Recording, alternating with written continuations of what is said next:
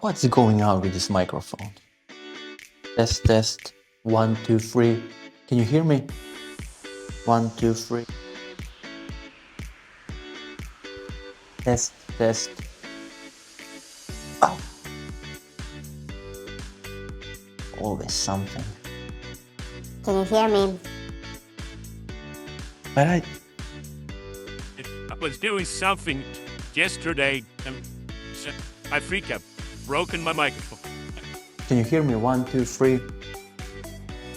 What's going on? Doesn't work.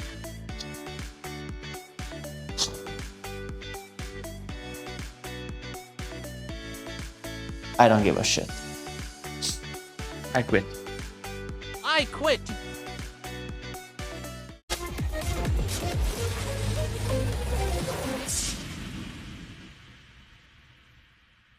Hello everyone.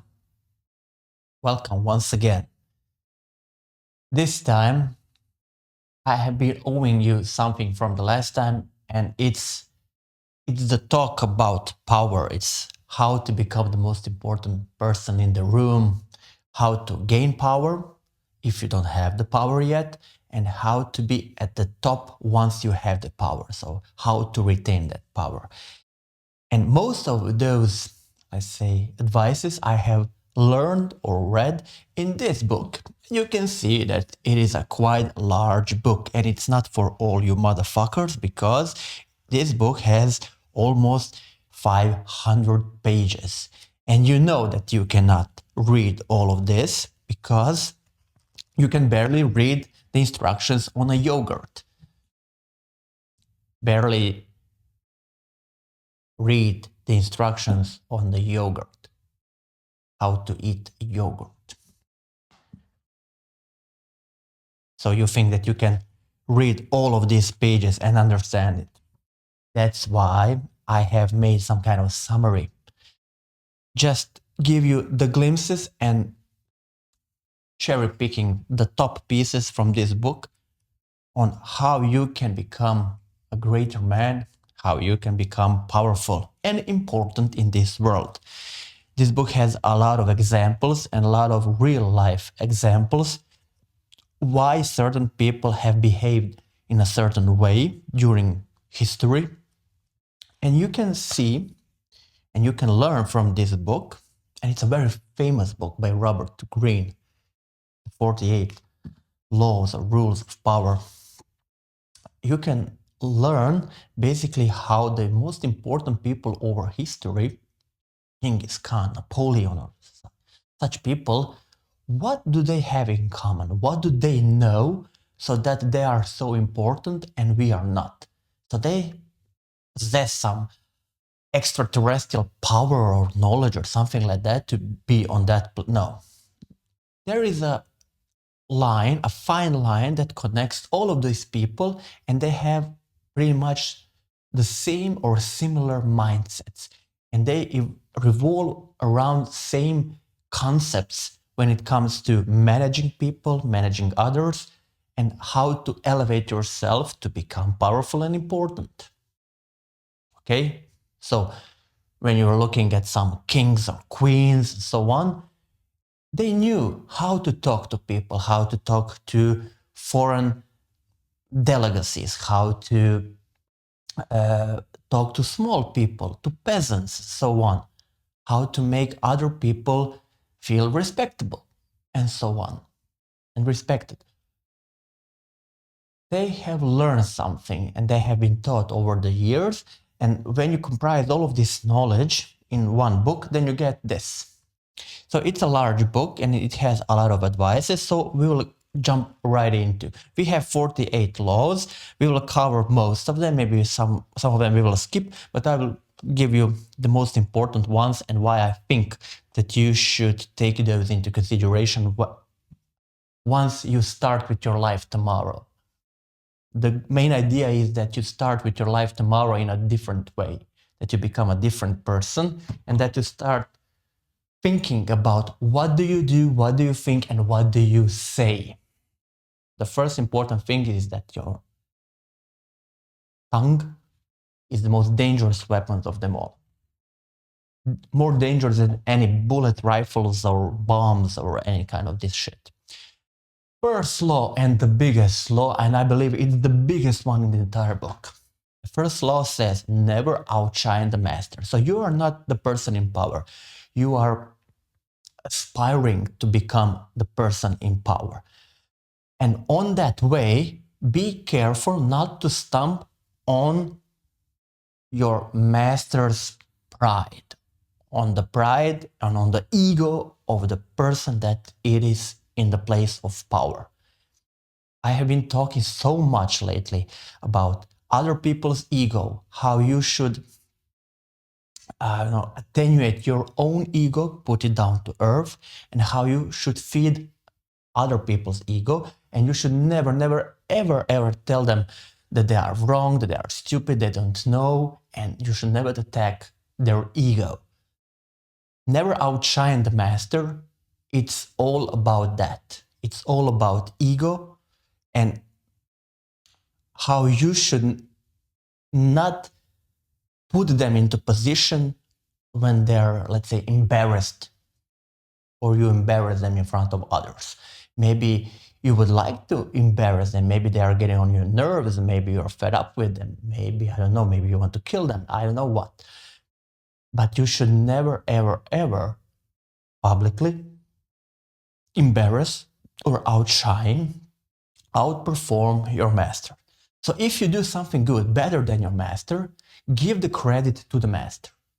Tell the others that it was the master's idea. He did most of the work or something like that. Never take full credit. Say, I have helped him, or I did some chores around it, I did some small tasks, but it wasn't my idea. He came up with that idea, my master. He's the one, he's the brilliant mind behind all of this. So always feed his ego, because when he will get up, and he will go more and more up in the hierarchy, he will bring you with him. Because he will have the opportunity to take other people when you're moving up the hierarchy. He can take other people with him. And what do you think, what kind of people he will bring up with him? The ones that are saying that he's stupid, he's retarded, he's an idiot, he's a moron? Or the people who are saying he's the best man in the world, who give him all the credits for the work they do? You have to be humble, and give the credit to your master, to the one who can bring you up. The reward for you is the ticket that your master is giving you to bring you up. Okay? There was some interesting things and interesting circumstances. Maybe you have it in your own, let's say, working space, office, where you have some sport competitions or something like that. I don't know, you organize some kind of tennis competition in your workplace, and then you have your boss or your CEO playing in that competition.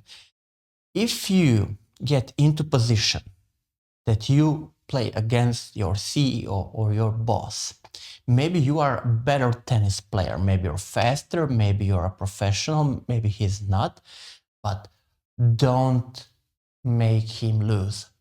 Don't win the game. Deliberately let him win in front of the others.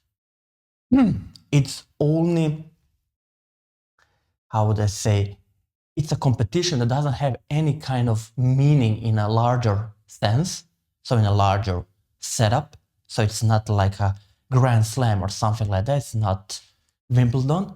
You're playing on a company's, let's say, or tennis court or something like that in the park.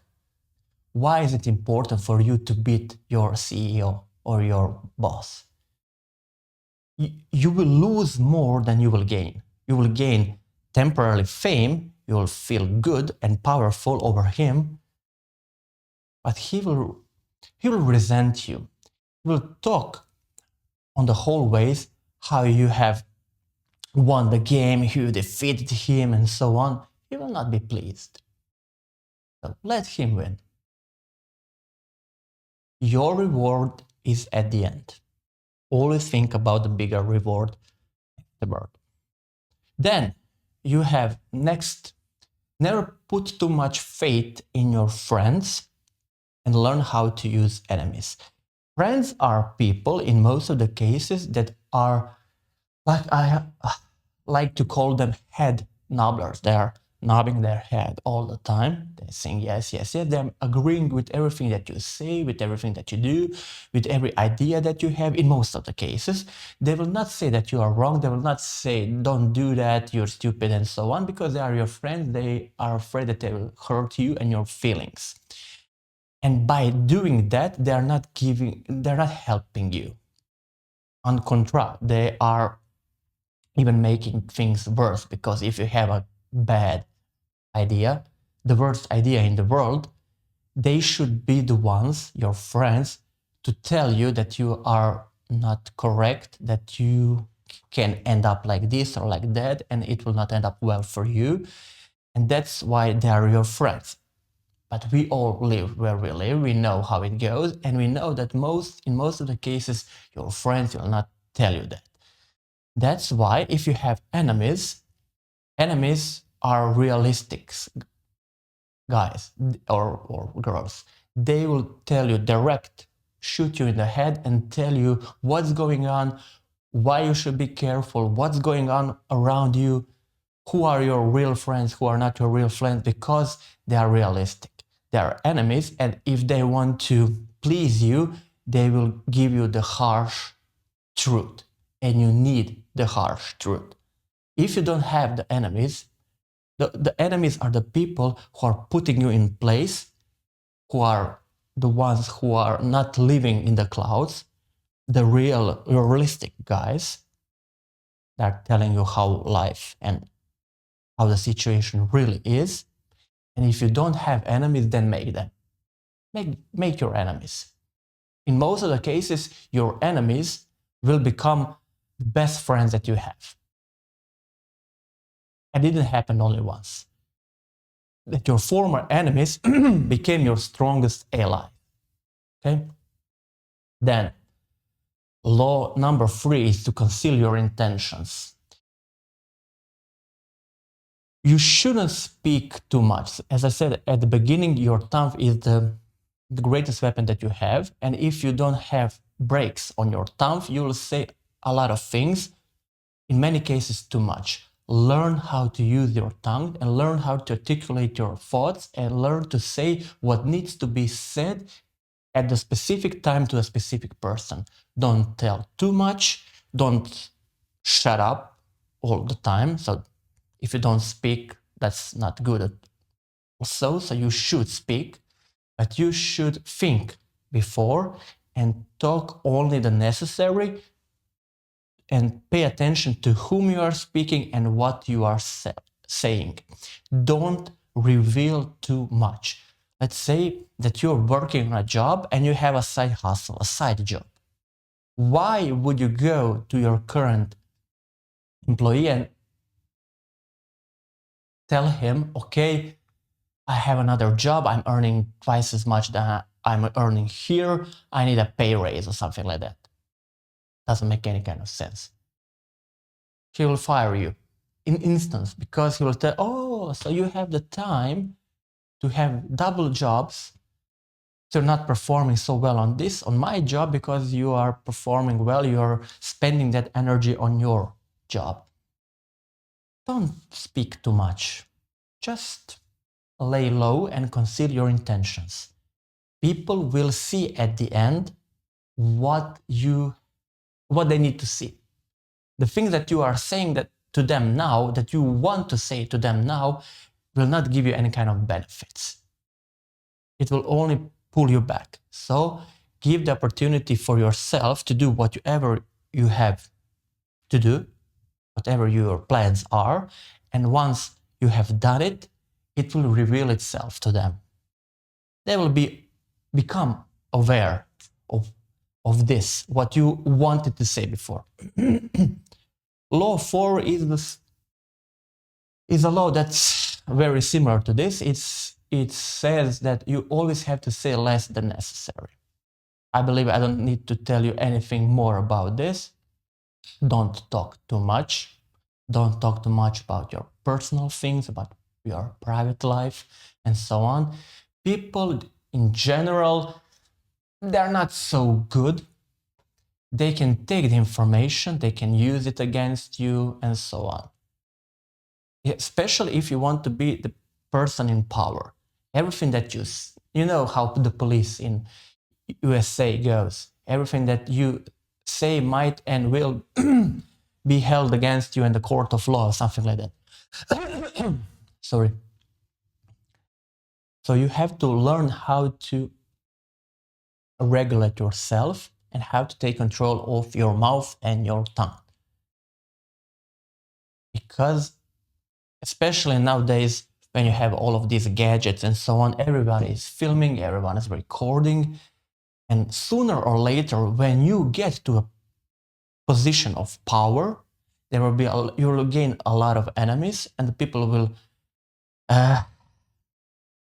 they will enjoy mocking you, they will enjoy pulling you down, they will enjoy throwing tomatoes at you, so they will pull out all of these things that you have said once in your life, and they will held against you, that things and those things. Okay, so be aware. Once the words are out, you cannot take them back. Keep them under control. And be particularly careful with sarcasm. The momentary satisfaction that you have when you're saying it out loud, it will be outweighed by the price you will pay at the end, okay? So generally speak less. The fifth law, so much depends on reputation. Guard it with your life. Once you have developed and evolved your reputation, then you have to guard it. You shouldn't let other people mock you. You shouldn't give them the possibility to disrespect you and so on. Reputation is everything. And you will live on your reputation a long life, and very long. Just for a funny fact, for example, if you are at school and you are a straight A student, maybe you can use it to your advantage. This is what I did. In the first year of high school, we had to read, 20 books. 2 books per month, and then you have to give a report on the books that you have read. If you do it consistently, on time, and very, I would say, tedious during your first year, then you will gain the reputation in your teacher's eyes that you are a very good student, that you are doing your task on time, you are a bit of a nerd, and there is no meaning to question your tasks and question you in the next year or the year after, did you or did you not read all the books? So if you are reading for the first year and you report everything and you are a straight A nerd, the teachers will gain trust that you do everything they say, you are a straight A student, and there's no point of going into different kinds of debates whether or not you are reading still in the second or the third year. So you will be, let's say, riding the wave of your success and your reputation from the first year. So you do the hard work at the beginning and then easy way out the next 2 or 3 years. Just a pro tip for you. Then the next law is to court attention at all costs. If you want power, you cannot be incognito. You cannot be like a social, let's say, developer that doesn't have any social skill, doesn't want to have any kind of personal contact, doesn't like to talk to people. How you can be powerful and how you can gain power and influence other people if you're not around other people, if you're not talking to other people. You have to be within the society. You have to make some kind of hype around yourself. You have to be very decent, very dignified, and very respectful, and guard your reputation and so on.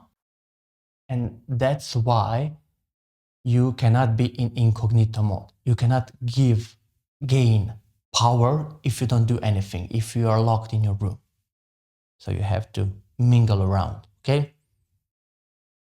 Then you should get others to do your work, but you should take the credit. Especially if you are in a position, let's say you are in a manager position in some company, and you have people that you are managing, obviously.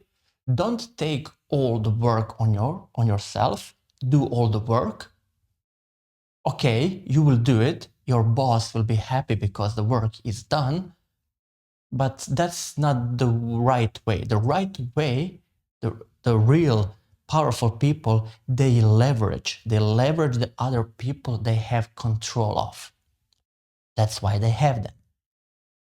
That's why you have, if you're running some kind of, I don't know, a castle, a court, of course, then you have someone who is working in the kitchen, you have maids, you have the gardener, you have this, you have that, and you're the manager. It's not up to you to clean the pool or to clean the rooms or to make the breakfast or something like that. It's your responsibility that everything is done on time and correctly, and you leverage the people.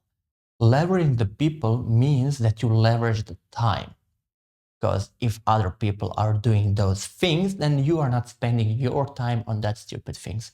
You can spend time on something more important to you, to become even more powerful, let's say, to work on that, while your minions are working and cleaning the pool.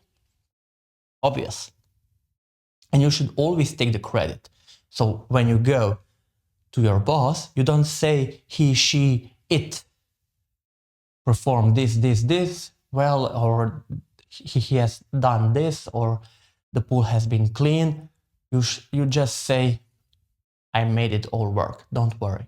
Don't worry, I will get it done. You can rely on me.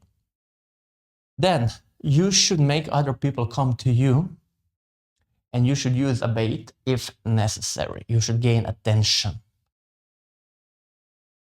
Don't pull yourself and put yourself down and submit yourself. You should have control over the environment and then lure them in. So people are, especially nowadays, they have a small attention, very little attention span. If you don't gain attention, if you don't pull attention on yourself, they will burst, they will go away, they will swipe on TikTok. They will not hold their attention for 1 millisecond more. That's why you always have to be funny, you have to make fun of yourself, you have to gain attention in a certain way, because people have to know who you are. And over the time, if you do it regularly and consistently, you will gain more and more power, you will be more and more recognizable, people will start to recognize you on the streets. And that's the way how to become more and more powerful. Then win through your actions, never through arguments. Don't argue. So that's something that I was always that I have spoken before. Don't comment. Don't when you are negotiating, don't be a bitchy bitch. Okay. Don't complain all the time. You should simply get up and get the work done. Get your fucking ass up. Simple as that. You should do something, and then the work should speak by itself. You shouldn't be bragging about it. The work will speak on its own, but you should do the job. You could leverage other people, of course, but the job has to be done. Okay? Then, next law. is to avoid the unhappy and unlucky people. I'm calling them energy vampires. You shouldn't surround yourself with people that are bloodsuckers. They suck your energy. They are pulling you down. They're pushing all the negative energy towards you and so on. Leave those guys, girls, people aside. Maybe they are your friends. You don't need those kind of friends who will always tell you the bad things, that everything is so bad, that nothing is good, that all is shit. You don't need that. You need someone, and surround yourself with someone who will lift you up, boost your energy, and make you going. That's very, very important. And probably you heard a million times before that you should surround yourself with like-minded people, the people that you tend to be like them. And you are the average of the 5 people you spend the most time with. So don't surround yourself with the lazy fucks and the people who are all negative all the time. Then you will be also negative. You always think that everything is shit, everything is bad, and there is no hope, and so on. Avoid those people. You will never gain power like that. Then learn to keep people dependent on you. You should always have your little minions around you. If you don't have minions, you don't have power. If you don't, of course, to have power, you should have your audience, as I said. The people who believe in you, who are aspired to be like you, who look to you as something, I'll not say a god, extraterrestrial being, okay? And you should keep them dependent on you. So you should always here and then show them who is the boss, that you have the knowledge, why you are in this position, that you can do this job, they cannot do it, and so on. But if they stick with you, it will be beneficial for you and for them. So it's always a win-win situation. I was talking about that, about the negotiation. So you should always think about other people. What do they aspire? What do they think? What do they want? Okay? And then you should make a win-win situation. Make them choose. Give them 3 options. Why not? Maybe it's a fake situation, but where every option plays, and it's good for you because you have prepared all of those 3 options for them. They believe that they have select something, they have choose something, and that's why it's now better, faster, or something like that.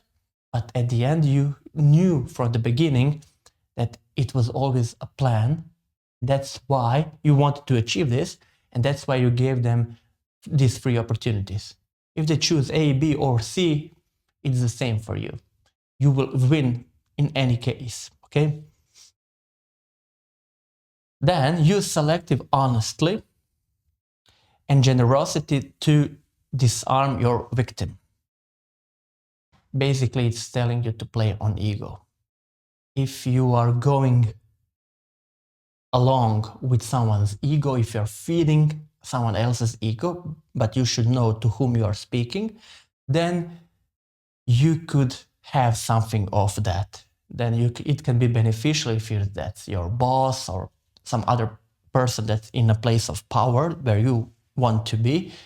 You should always play the ego card and feed the ego, okay? Then when you're asking for help, appeal to people's self-interest, never their mercy or gratitude. Basically, I already said it, when you want something from some other people, you should make them think that that's their idea, and you should explain to them why it's beneficial for them. What is it for them? If they do this or that, if they give you what you want or something like that. You always have to be in a position on the other side, in their shoes, and see what's in it for them. Why should they do that? But why should they give something to you? Okay? Then pose as a friend, work as a spy. You should always be a friend. You should always, you always have to be with good intentions, good with everyone, with everybody. Don't compromise yourself, but always listen. Listen around, see the setups, who is talking to whom, why he is talking to this guy, why this guy is going home from work earlier, and so on, to whom he is speaking on the phone, just little clues here and there. You can learn a lot about those people, and when you are talking to them, you can always use those information that you have heard around to play on their ego and to gain what you want from them. Then, crush your enemy totally. It means never give the possibility to the enemy that you're trying to knock down to get up on his feet, because sooner or later he will get up on his feet, he will become even better, even faster, even stronger, and he will kick the hell out of you. Okay? So if you are in a position of power, and if you are in doubt that that person could harm you the next day, if in some circumstances you let him live, let's say live, then you should crush them totally. Don't give them opportunity to get back on their feet so that they can ruin you, compromise you, and bring you down. Very simple. Then use your absence to increase strength and honor. So this is an example from my life. I have my father and two uncles, so there are three brothers, and one of them is living with my grandma all the time. One is living, let's say, 1 hour drive from my grandma, from their mother, and one is living in Germany. That's, let's say, 12 hours ride from grandma. And he visits grandma twice a year or once a year. And when he comes, this uncle from Germany, he's the best, most loving person in the world. My grandma is always praising him. She loves him. She loves him the most of all of three brothers, her three sons. When he comes, everything has to be cleaned in the house. So we have to cook the best dishes and so on. But when my father comes, or this son that lives with her all the time, they are the worst. There are always some comments, they're always complaining. My grandma is always complaining about them, they're fighting all the time. So you understand, it's all about how we have learned the scarcity. People want something that is scarce, that all other people want. Okay? If you are giving a lot of time and devotion to other people, then they get fed up with you.